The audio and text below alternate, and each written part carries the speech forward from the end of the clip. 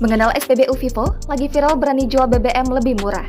Video warga mengisi BBM di SPBU Vivo ramai dibahas beberapa saat setelah pemerintah mengambil keputusan menaikkan harga BBM bersubsidi pada Sabtu 3 September 2022. Berbeda dengan harga BBM bersubsidi yang dijual pemerintah melalui Pertamina, ternyata harga BBM di SPBU Vivo lebih murah. Kok bisa lebih murah? SPBU Vivo adalah perusahaan penyalur BBM yang masih terafiliasi dengan Vitol Group raksasa minyak yang berbasis di Swiss. Pemerintah Indonesia melalui Pertamina menjual Pertalite Rp10.000. Dari sebelumnya dipatok Pertamina sebesar Rp7.650 per liter. Sedangkan solar naik menjadi Rp6.800 dari Rp5.150 per liter. Sejak semalam, ramai-ramai orang membahas SPBU Vivo yang menjual BBM seharga Rp8.900 per liter. Jaringan SPBU Vivo berada di bawah bendera PT Vivo Energy Indonesia, perusahaan sektor hilir minyak dan gas bumi yang resmi beroperasi di Indonesia sejak tahun 2017 lalu.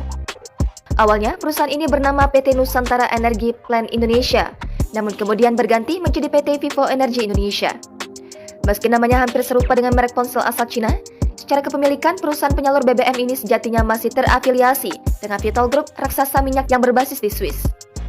Dikutip dari laman resminya, Vitol Group awalnya didirikan di Rotterdam pada 1966. Perusahaan ini juga mengembangkan jaringan SPBU di Belanda, Singapura, Inggris, Australia, dan beberapa negara di Afrika. Vitol Group bisa dibilang merupakan salah satu perusahaan penyalur BBM terbesar secara global.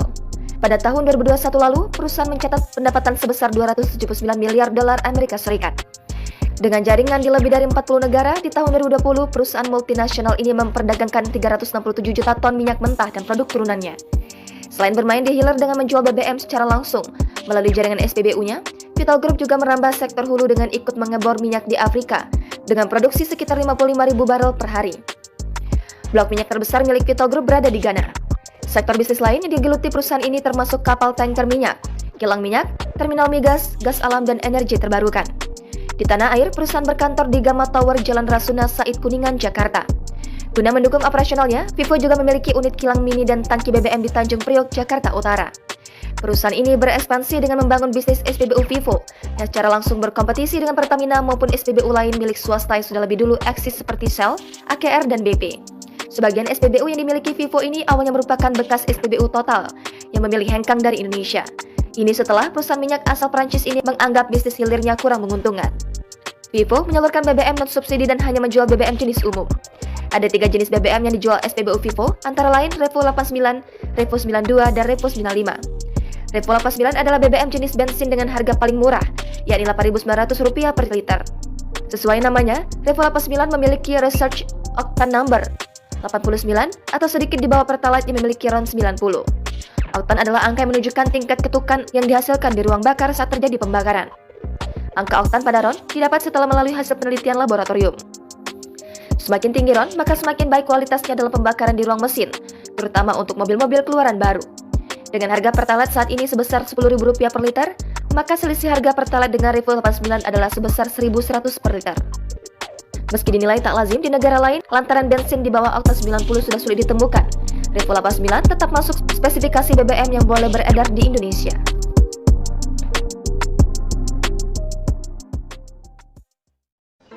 Maaf Pak, tolong berhentilah minum Pertalite. Bukankah Bapak tahu Pertalite sedang langka? Kalau begini terus, bisa habis Pertalite. Stop Roma, stop! Kau tidak tahu kenapa aku minum Pertalite. Sekarang Pertamax mahal, Roma. Kau tahu sendiri sekarang harganya sampai 15.000. Saya tahu Pak, tapi kau lihat ini, Roma. Kalau aku minum Pertamax, 1 liternya saja sudah 15.000. Mau jadi apa aku? Hah? tapi kasihan rakyat kecil Pak. Mereka mau membeli Pertalite tidak ada, karena Bapak membelinya dengan ukuran yang tidak kira-kira. Aku mencari uang sendiri, Roma. Kenapa kau yang kebingungan, ha? Aku mau membeli berapapun, bukan urusan kamu. Yang penting aku bebas minum. Tapi tidak baik jika menimbun seperti ini Pak. Bukan urusan saya. Aku tidak peduli mereka mau susah atau tidak. Aduh, tolonglah sadar Pak, kasihan rakyat kecil.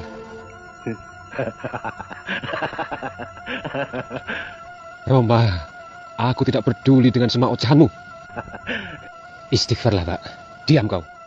Sekali lagi kau bicara, tidak cuma Pertalite yang kau minum, tapi juga Pertamax, dan juga minyak goreng, minyak angin, dan minyak lainnya. Jangan sekali-kali kau coba melarangku, Roma. Ini baru Pertamax yang naik dan minyak goreng. Besok-besok pacitan lebaran yang akan naik Roma. Astagfirullah. Semoga segera membaik Indonesiaku.